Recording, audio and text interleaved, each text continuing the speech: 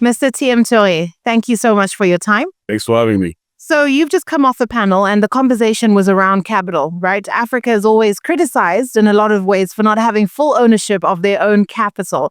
In summary, how would you say the conversation went and what are the key takeaways? Look, I think the conversation went very well. And the key takeaway is there's a lot of capital in Africa. There's a lot of money. It's just capital allocation. Figure out ways how we can smartly deploy the capital that we have across the continent.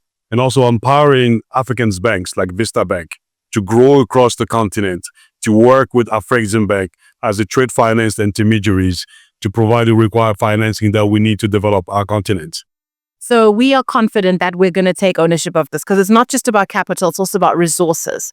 I think that's one of the other things that have come up in some of the panel conversations.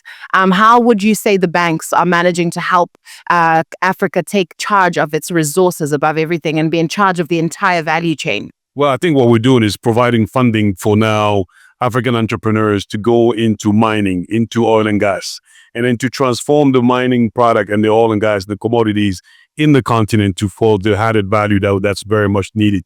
Today, African banks such as Visa, with Afreximbank, with AFC, with the West African Development Bank, are ready to provide the very much funding that's required for us to capitalize on the resources and the commodities that we have in the continent. So we no longer need to only go outside of Africa to raise funding for exploration. We're willing to fund refineries and to get to the finished product and then send finished product overseas. There's no reason why countries who do not today produce gold have the largest gold refinery in the world, whereby gold is mostly produced in Africa. So we're going to change the paradigm. And someone yesterday said about donor funding that, we can look at it as a downside, that the US has withdrawn a lot of funding toward Africa, which they have. There's been job losses, there's an opportunity losses, but someone actually said it's a blessing in disguise. Your thoughts? It is a blessing in disguise. Actually, I very like that President Trump's strategy, to cut aid across Africa. First of all, the reason what he's doing is he has a policy of America first. We need to have a policy of Africa first. I think we don't need the U.S. to develop Africa. Africa needs to be developed by Africans, by African institutions. And the perceived gap funding that's coming, we don't need that. There's capital in Africa, there's capital allocation. We need to understand the projects. And we as local banks, with other financial institutions such as Afreximbank, are willing to support the entrepreneurs to capitalize on the opportunities that we see in the continent. We do not need aid from any country to develop Africa.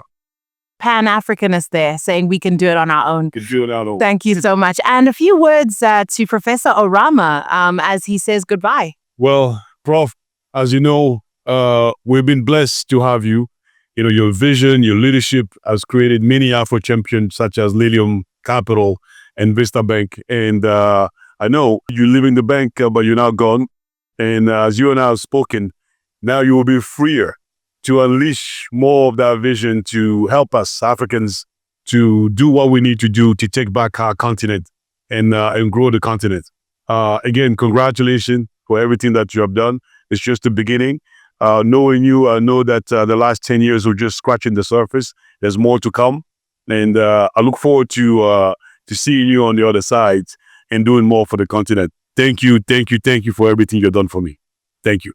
Thank you so much. Thank you. A pleasure.